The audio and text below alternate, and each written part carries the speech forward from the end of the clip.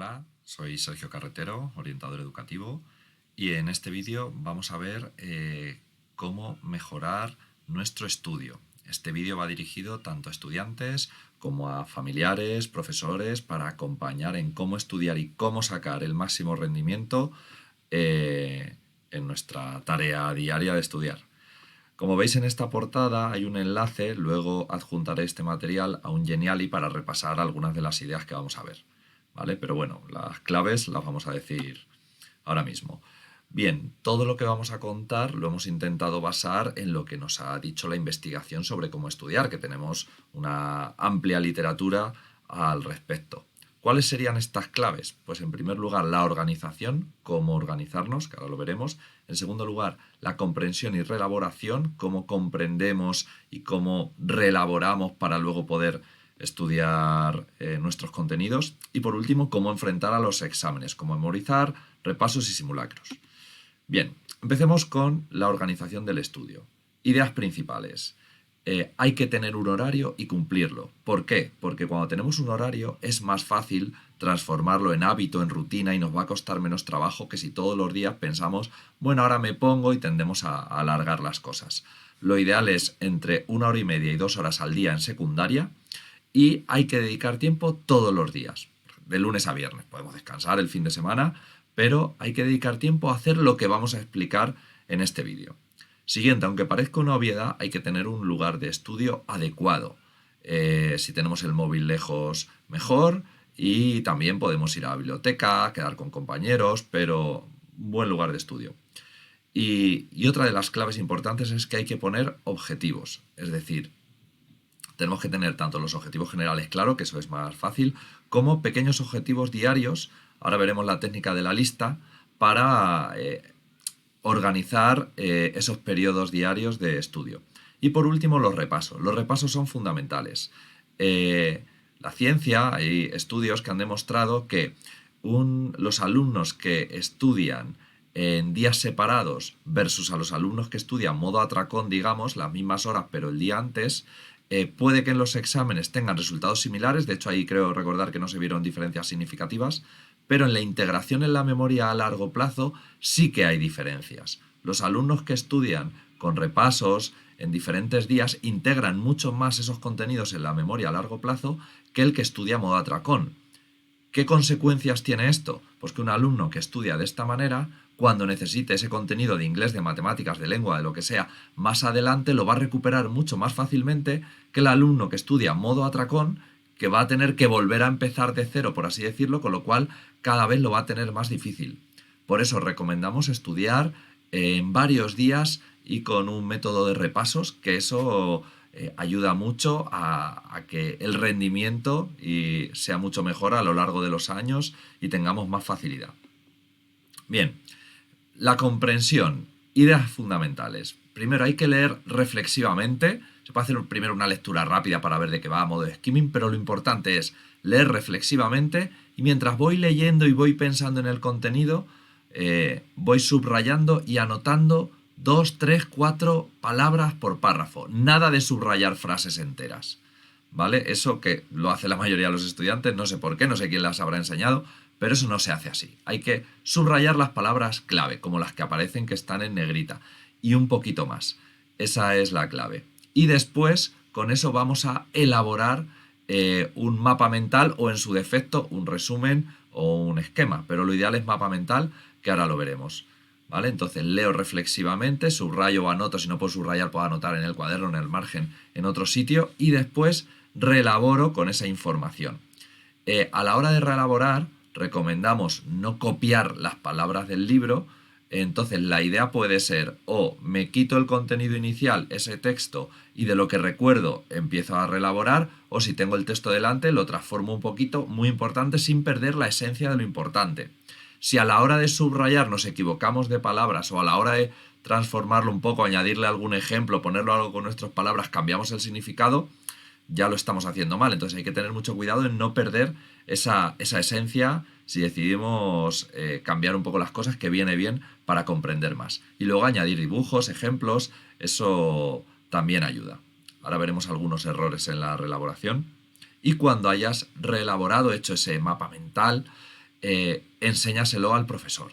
¿Por qué? Porque te lo puede corregir y si nos hemos confundido en algunas de estas palabras, nos puede dar un poquito de feedback y reelaborarlo y además está viendo que estamos haciendo un proceso de estudio correcto. Con lo cual, recomendación también importante, enseñárselo al profesor.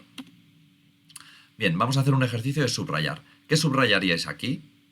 Podéis parar el vídeo, si no yo y hacerlo, y si no yo continuaría. Muchos chicos normalmente me empiezan a subrayar frases. No, habría que subrayar ley de Parkinson, que ya viene en negrita, que sería un poco el título, y luego 3 palabras, como he dicho, por párrafo. En este caso serían 3 palabras o grupos de 2 palabras muy pequeñitos de ideas clave. Y sería así. Subrayamos alargar 25 minutos y descanso. Esa es la selección de palabras que solo recordando o reelaborando algo con estas 3 palabras tenemos todo el sentido del texto. Solo con pensar en alargar ya deducimos que alargar o tendemos a alargar las cosas, las tareas, lo que sea, 25 minutos pues que hay que dividir o partir o utilizar periodos de 25 minutos y descanso pues que después de todo esto tenemos que hacer un descanso. ¿Vale? Esa sería la forma correcta de subrayar. Y luego con estas palabras nos elaboraríamos un mapa mental. ¿Qué es un mapa mental? Pues es una especie de esquema que tiene algunas diferencias. Se pone la idea principal en el centro de la página y luego se va jerarquizando, ¿vale? Por eso es un mapa. Es lo que se ha demostrado más efectivo para comprender. Para hacer exámenes, los mapas conceptuales también. Las claves son que tenemos las palabras clave y relacionamos con flechas, conectores, y si en esos conectores añadimos qué relación tiene, como lo que veis más abajo, qué es, para qué sirve, características, pues muchísimo mejor. Y luego añadimos dibujos o algunas otras informaciones secundarias, ¿vale? Es decir, utilizamos las palabras clave, colocamos la idea principal en el centro de la página, seguimos el sentido de las agujas del reloj y vamos añadiendo otras ideas, dibujos, ejemplos y transformarlo y haciéndolo nuestro. Como os he dicho, si lo hemos entendido todo, hemos subrayado y luego con esas palabras clave solo las anotamos, hacemos un pequeño borrador y de ahí elaboramos el mapa sin el texto original delante, fenomenal. Si necesitamos tener el texto original, pues lo reelaboramos un poco, ¿vale? Tenéis ahí algunos vídeos para profundizar un poco más en qué es un mapa mental y cómo se hace. Errores más comunes en los mapas. Utilizar demasiadas palabras o hacerlo demasiado bonito y perder mucho tiempo en hacerlo bonito cuando eso no es lo importante. No haber hecho preguntas y reflexión mientras leemos para entender bien qué es lo más relevante. Y luego, pues, no utilizarlos. Es decir, los mapas no es un fin en sí mismo. No es ya hemos hecho el mapa, ya está. No, luego hay que utilizarlo y utilizar las técnicas de memorización que vamos a ver después, ¿vale? Este sería un ejemplo de mapa mental. Este es otro ejemplo hecho por mis alumnos. Y este sería el último ejemplo. Este estaría en el límite de demasiado bonito, de quizás estamos invirtiendo demasiado tiempo en perfeccionar los dibujos, a lo mejor no, porque la persona dibuja muy bien, con lo cual estaría perfecto, pero si es alguien que dibuja peor, invierte mucho tiempo en los dibujos, no sería lo correcto. Es decir, al final tenemos que ir a lo importante, que es esos conectores, esa jerarquización de ideas, esos dibujos que nos ayudan con la comprensión, ¿vale? Más cosas importantes. Atención y concentración. En la organización, que he comentado anteriormente, que tenemos que ponernos objetivos cada día, deberíamos poner los objetivos en orden de lo más urgente e importante a lo menos, ¿vale? Y también recomiendo hacer una lista con esos objetivos, que ahora veremos un ejemplo, y una vez que acabo cada cosa, me felicito, la tacho de la lista y me felicito. Yo propongo utilizar tareas cortas, como habéis visto en el ejemplo, periodos de entre 15 y 25 minutos, ¿vale? Incluso se pueden aumentar los tiempos progresivamente. Por ejemplo, si una tarea es estudiar lengua, tendría que dividirla en 3 periodos de 20 minutos, que serían leer subrayando, hacer el mapa mental y, por último, memorizar y preguntarme, ¿vale? Esas serían las 3 tareas que yo pondría y que luego voy a ir tachando y voy a ir felicitándome una vez que las vaya haciendo. También es muy importante tomar notas en clase. Muchos alumnos me cuentan que se despistan en clase. Entonces yo recomiendo tener el cuaderno delante o la agenda y hacer un esfuerzo siempre en clase por anotar. Porque si tú vas anotando, aparte que ya te estás ahorrando trabajo, estás mucho más atento y no te cuesta tanto mantener la atención. En cambio, si no estás haciendo nada, estás más pasivo, es más fácil que nos despistemos. Y bueno, y las técnicas que veremos ahora más adelante. Ejemplo, si yo tengo estas 3 cosas anotadas en mi agenda, o en mi calendario. Yo recomiendo tener una agenda y luego un calendario en casa más grande donde voy anotando los plazos en los que tengo que entregar las cosas. Si veo en mi calendario de los próximos 2 días esto, ejercicio de matemáticas para dentro de 2 días, estudiar historia para dentro de 2 días, preparar el speaking para mañana y lámina de plástica para dentro de 2 días, tengo que transformar esto en una lista que voy a poner en mi agenda para yo esta tarde, en mi hora y media, realizar, que sería algo así. Primero, el examen de historia, porque es lo más importante. No es lo urgente, pero sí es lo importante, y también es urgente porque, como hemos dicho, hay que hacer repasos y hay que estudiar en periodos de varios días, con lo cual es importante y urgente. Así que lo ponemos. Y divido ese estudiar historia en las 2 cosas que voy a hacer hoy. Subrayar y anotar y algo de memorizar eso con técnicas. Mañana a lo mejor lo que voy a hacer es el mapa y otra vez técnicas de memorización. De siguientes 20 minutos preparo el speaking, después los ejercicios de matemáticas para dentro de 2 días, voy adelantando, y por último la lámina de plástica, que a lo mejor, aunque esté un poco más cansado, es un ejercicio que no requiere la carga cognitiva que pueden tener las matemáticas en muchos casos, entonces pues lo puedo hacer así. Y por último, para hacer bien los exámenes, algunas ideas. Primera, yo recomiendo, y se ha demostrado que funciona, de hecho no hay más que ver la prueba de acceso a la universidad, cómo se machacan simulacros de examen, es decir, me tengo que inventar el tipo de examen que va a poner el profesor y hacérmelo el día antes, o incluso con compañeros, inventarnos preguntas y hacer el examen sin los apuntes delante, y luego me lo corrijo. Eso es lo que más ayudaría, ¿vale? Y por escrito, por supuesto, porque muchas veces yo le pregunto a los chicos, ¿tú cómo estudias? Pues nada, me pregunta a mi madre, pero si el examen va a ser escrito, hay que hacer lo más parecido a cómo va a ser el examen. Preguntas largas, tipo test, tipo test. Y eso me va a dar seguridad que luego voy a agradecer mucho cuando vaya a hacer el examen. Y en el momento de hacer el examen, si lo he preparado, voy a ir mucho más seguro, voy a tener mucha más facilidad para recuperar la información, y luego hay que empezar siempre por lo más fácil. Es decir, te lees rápido el examen y lo que mejor te sepas, empiezas por ahí.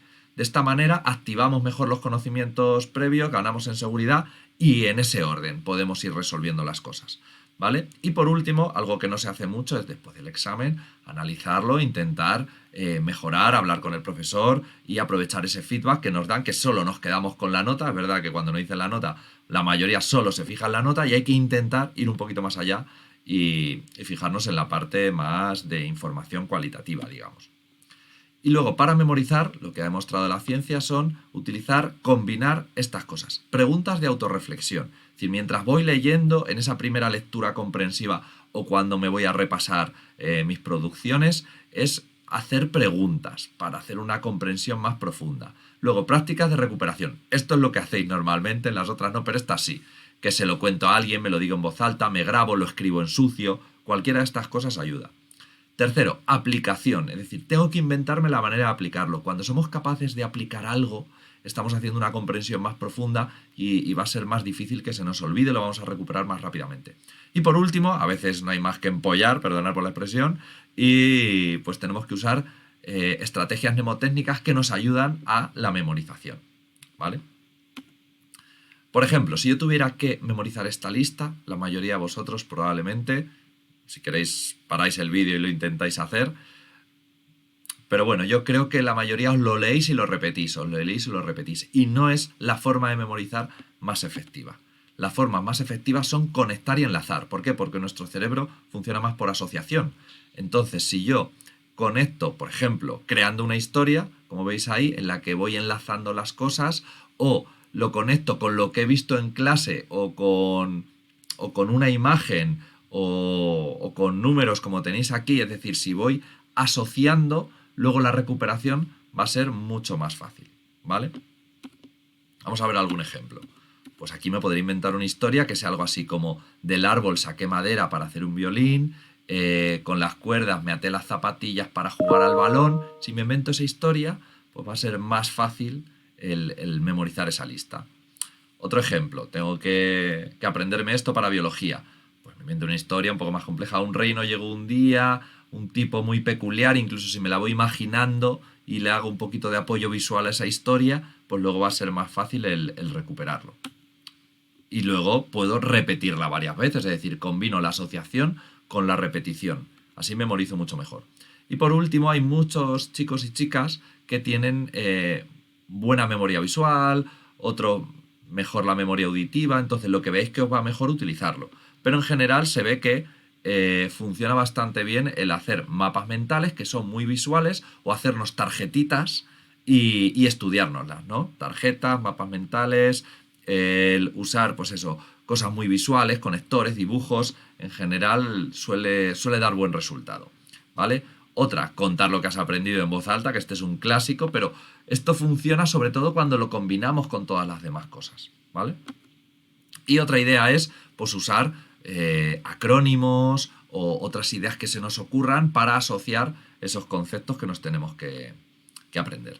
Bueno, y para matemáticas, pues, importante, en asignaturas en las que tenemos problemas numéricos, problemas matemáticos, las claves serían las siguientes. Primero, tengo que reelaborar un mapa mental o una chuleta o un resumen, como lo queramos llamar, con aspectos clave, como las fórmulas, un buen ejemplo representativo de lo más importante, de cómo resolver las cosas. Es decir, tenemos que tener esa información siempre a mano y bien resumida, ¿vale? Muy importante, ese es el primer aspecto. Y una vez que tenemos eso, tenemos que hacer ejercicios y hacer ejercicios, muchos ejercicios, hasta que generalicemos y entendamos bien esa mecánica, ¿vale? Hay que repetir los ejercicios. Y luego tenemos que asimilar este guión, estas estrategias para resolver los problemas.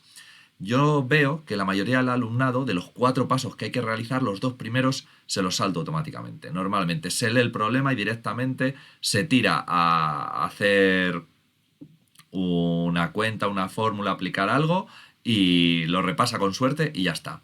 Pero la clave para que los problemas salgan bien son las 2 primeras, que son comprensión. ¿Cómo hago una buena comprensión? Primero cuento con mis palabras el problema, después sé qué me piden y intento anticipar cuánto va a ser el resultado aproximadamente antes de hacer nada. Pues será en esta magnitud, entre esta y esta cantidad, algo así tiene que ser, ¿no?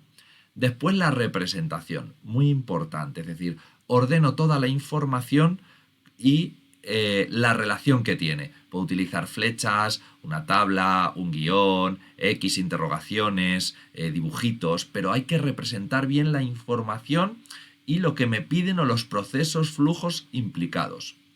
Y una vez que tengo todo eso, ahí ya sí pienso qué operaciones tengo que hacer y hago un borrador de las operaciones y valoro el resultado.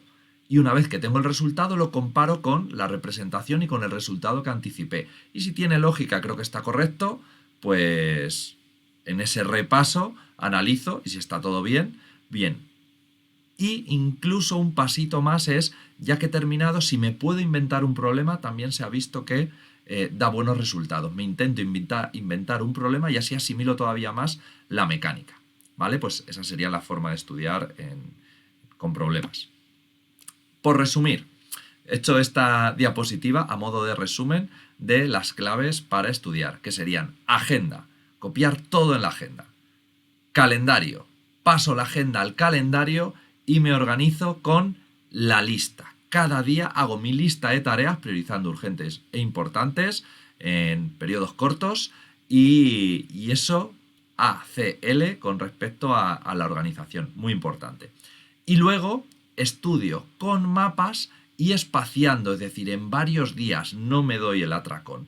Elaboro un mapa con el subrayado, porque hay que subrayar, lo memorizo con asociación, con las técnicas que hemos visto, y por último realizo un simulacro. Repito, en varios días, no solo el día antes. Y por último, en problemas o trabajos, cuento lo que hay que hacer, anticipo, organizo la información, hago un borrador y lo repaso. Esas serían un poco el resumen de todo lo que acabamos de ver. Si queréis profundizar más en cómo aprender a estudiar, este libro de Héctor Ruiz Martín para jóvenes estudiantes es muy interesante, nos explica muchas más cosas. Y nada, os animo a que con toda esta información elaboréis vuestra lista, vuestro mapa y se lo enseñéis al profesor o a mí. Espero que os sirva, os adjuntaré el material con la presentación y pues nada, estamos a vuestra disposición para lo que haga falta.